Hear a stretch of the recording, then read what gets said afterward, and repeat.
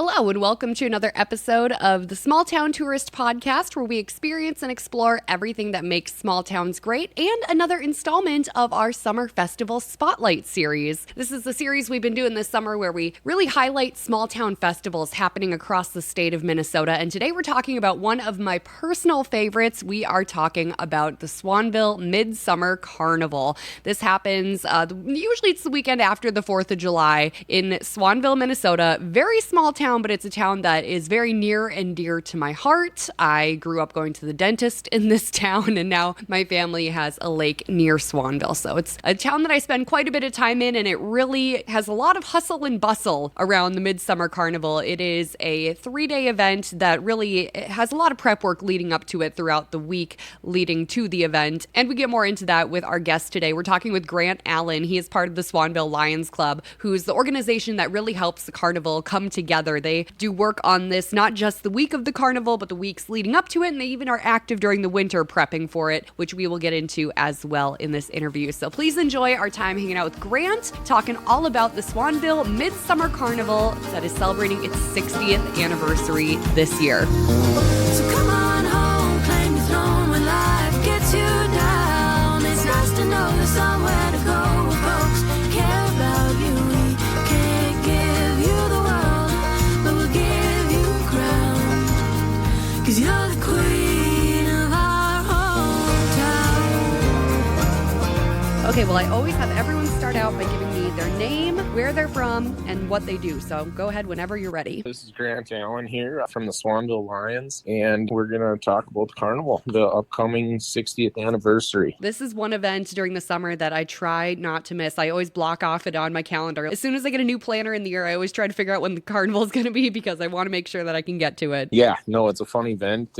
Starts Friday evening and runs all the way through Sunday evening, and we usually get a heck of a crowd. It's a good fundraiser for us, and it's a good community event that gets people coming from all over. Yeah, it's really awesome to see just the crowds of people that end up in Swanville. I'm in the area every single weekend. That's where my family's lake place is, and it's usually a pretty quiet town, not a whole lot going on, but once Carnival weekend gets there, man, it is hustling and bustling. Yeah, the whole week long for the community is crazy. Just getting everything set up and everything in place. The town kind of changes for a week and a half there out of the norm. But it's a nice change. Yeah, absolutely. Love to see it come, but we're always ready to see it go by the time Sunday evening comes. Especially the Lions group. You guys are hard at work all week and the weeks leading up to it. And heck, even in the winter, you guys are cutting ice from the lake to make sure that all the drinks are cold.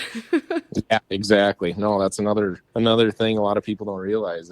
We cut all of our own ice in the winter to keep the kegs of beer cold come July. So it's another project we do that saves us money. And I think that tradition started in the early 80s. So it's kind of fun to keep it going. I wrote a story about that a couple years ago for the radio station I was working for. And people are like, what in the world are you writing about, Abby? So if you could give people a little backstory on what exactly it means to go and cut ice, that'd be very helpful. Absolutely. So I believe it was in 1980. They went out on Lake Pepin right in Swanville and started cutting their own ice. They use chainsaws and they stack it up in an ice house back how they used to do that in older times before freezers and refrigeration. That's how everyone kept everything cold. They thought it was a good way to save money. They started in 1980, and that was a failed attempt, actually. All their ice melted that year. Oh. But in 1981, they nailed it, and we've been going strong ever since. So where do you guys keep all the blocks of ice at? And we have an ice house right near town, kind of on some city property. And yeah, we stack all the blocks in there. The blocks are usually around 16 by 16 inches, sometimes a little smaller than that. And we stack those up and we cover them with sawdust. And they ride it out until the carnival comes in July. So it's amazing they can make it last that long, especially with how hot it's been this year. Yeah, no, it's crazy. Everyone, when you tell them about it, they think the ice is going to be gone, and we go take it out and wash it off, and yeah, there's a whole pile just like we left it. So another thing people were concerned about when I initially wrote that story, they're like, they're not making mixed drinks with that, right? I'm like, no. They will not. That ice is not going in your mixed drink. Nope. It's just keeping the stock tanks cold with the kegs. So exactly. Everybody loves a good tap beer in the summer too. Yeah, we always say that the carnival ones are the coldest because we put all that hard work into it and making them cold. I'd believe that. So how did your involvement with the Lions come about? Honestly, I joined the Swanville Lions immediately after I graduated high school. There's a few people that have done the same. It's just when you're growing up in the town of Swanville, you see how much work the Lions put into the community and their effort from all of our different projects that we do, from helping things with the city, helping the school, summer rec, school trips, things like that. You see how well the money's spent, and I wanted to be a part of it. So I got a good young start at it, but we have members all the way from 18 to gentlemen that are in their 90s. So it's a fun group of people. It's a fun group of people, and it's a group that's dedicated to giving back, which is something that I think is really cool. And it's what's great about small communities and Lions clubs like your guys is like there's a lot of hard work that goes on behind the scenes for different events to happen, and it's awesome that you guys are willing to do that. Yeah, no, for a town of our size, I think roughly about 350 people in Swanville. Our membership is I think it's at like 114 or 116 gentlemen right now. So literally a third of the town. Yeah, the town and the surrounding people in the community all want to be a part of it, but we keep it fun. There's a little bit of work involved, but it's rewarding. So we're happy to have as many members as we do.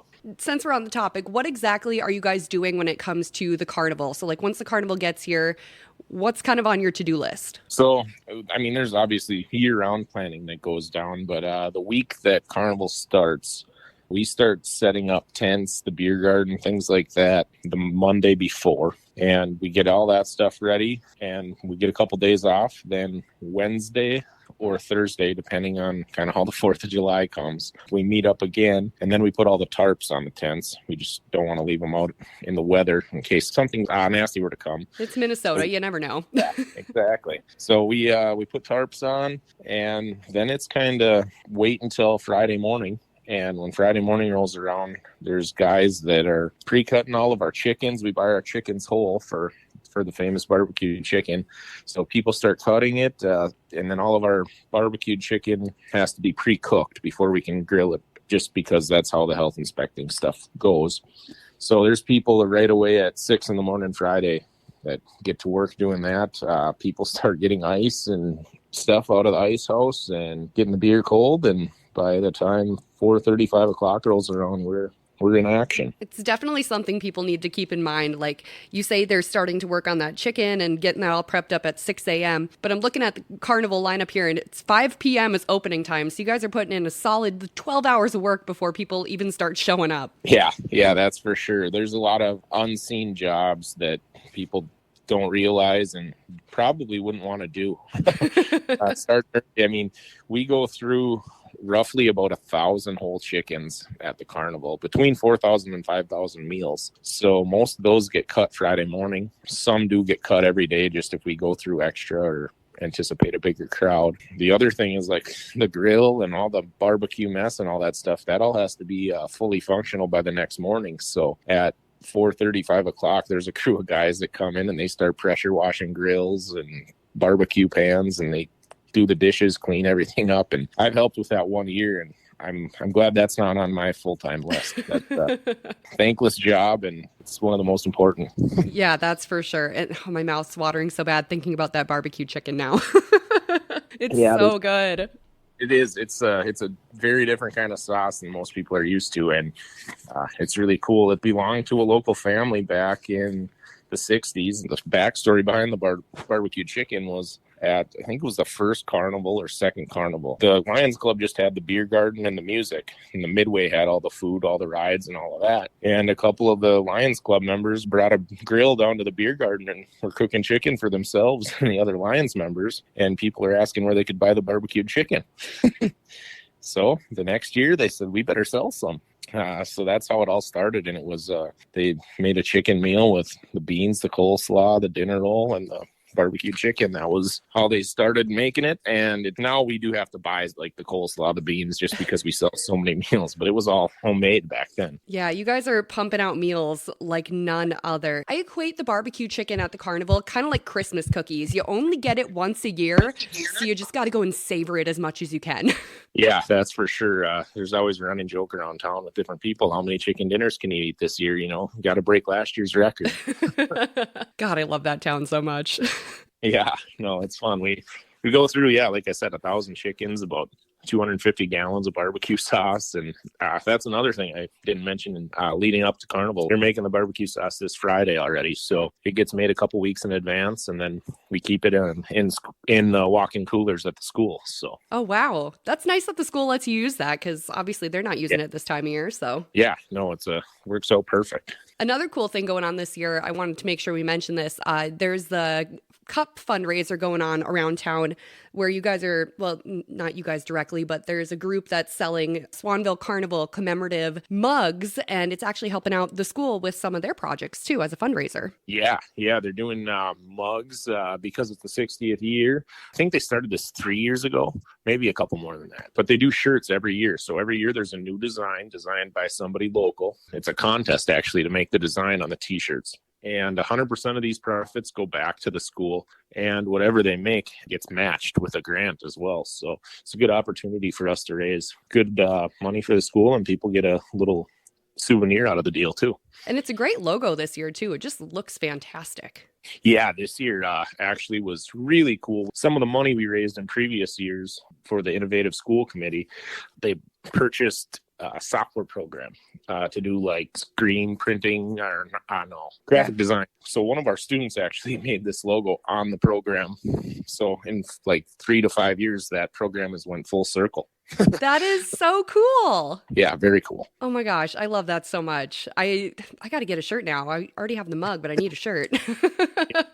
Oh, this is just so awesome. So looking at the lineup of events here, we got bingo going on. The Midway is always a huge hit. My sister always tries to force me to go on the rides. I'm not a ride person myself, but she tries to get me on one every year. And then the parade happens on Sunday, which is a great parade. Yeah, every year our parade seems to get a little bigger and a little better.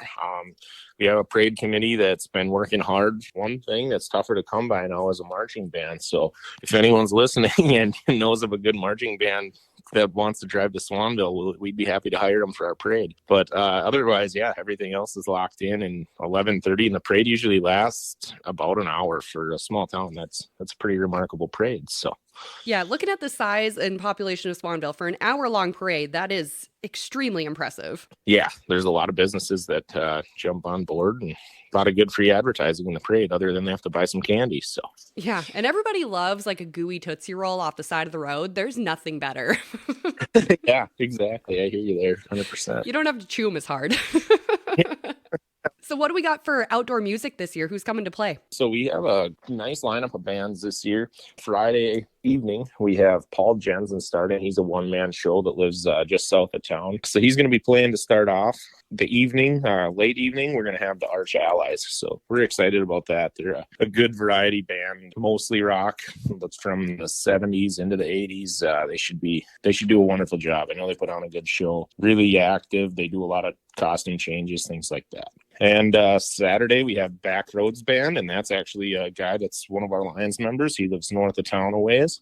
So he's going to start early, and then I think at 9 o'clock, Made in Dixie's going to hit the stage. And they're kind of a new upbeat country band. They should do an awesome show, too. We're excited for them. It's so perfect that Made in Dixie is coming, because I was just talking to a podcast listener not too long ago, and they're like, you got to find Made in Dixie and get them on the podcast. I'm like, I've been trying to find them in person forever, and lo and behold, they're coming to Swanville. Yeah, be good. And Sunday, then we always follow up with a little bit of like polka and older country in the mornings after the parade, and then it goes, till about 5 o'clock. And this year we have Alan Goddage and Sundown, and he's been coming year after year here. I think probably 5-6 years. Everyone loves him, so we rebook every year with him. If he draws a crowd, keep him coming. Yeah, everyone loves it. And you always hear people say, is that Charlie Pride? No, that's just Alan. It's just Alan. He does a good job. Oh, that's wonderful. So I've been asking everyone that I talk to about their festival, what is the one thing on the festival lineup that you personally don't want to miss out on? What's the one thing you always go to? Oh, that would definitely be hands down the chicken. There's no doubt about it. That chicken, like you said, you get it once a year, so you have to make sure you get your fix in. You damn well might as well just buy one to go and stick it in the freezer for when you're having a bad day. Yeah, and there are people. We sell many to-go meals. People put them in the fridge or the freezer, and something like that. So it's good stuff. Well, where can people go online to get more information about the Swanville Carnival and all the other fun stuff going on with it? If you follow our Facebook page, and that is the Swanville Midsummer Carnival. That's all there is to it. We don't do a lot of other advertising other than flyers, a little bit of radio advertising, and then the Swanville Midsummer Carnival Facebook page. 60 years. That's such a huge accomplishment. And I'm so excited that it's coming up here shortly. I've just been itching to be there. Yeah, no, we're all excited. It's going to be a heck of a year. And for the non-beer drinkers, I like to throw in there too. We're probably one of the only festivals that we do have a hard liquor tent. We call it our whiskey garden. So if you don't want to walk all the way across town to get your drink, you can get some hard liquor choices right up at the park with the band. So that's another bonus of the Swanville Carnival. I've been there before. That's usually where you can find me. Nice. Awesome. Well, Grant, thank you so much for taking the time to do this interview with me today. I really appreciate it. Absolutely. We thank you for the opportunity. So We will see you at the Carnival. Yeah, we'll see you in a couple weeks. All right. Thanks for listening to the Small Town Tourist Podcast. I'm your host, Abby. Our theme song is Queen of Our Hometown by Rachel McIntyre Smith. You can stream her music wherever you listen to music, and be sure to check her out on social media at Rachel McIntyre Smith. Her website is rachelmcintyresmith.com. If you're looking for more content from the Small Town Tourist, you can find me online at thesmalltowntourist.com. You can also follow on Instagram at The Small Town Tourist and like the Facebook page. Please leave a rating and review of this podcast. It really helps boost us in the algorithm, and I really appreciate it as well. And I love to hear your feedback. If there is a small town festival that you'd like me to hit up, or you have an idea for another podcast episode, feel free to email me, Abby, ABBEY, at thesmalltowntourist.com.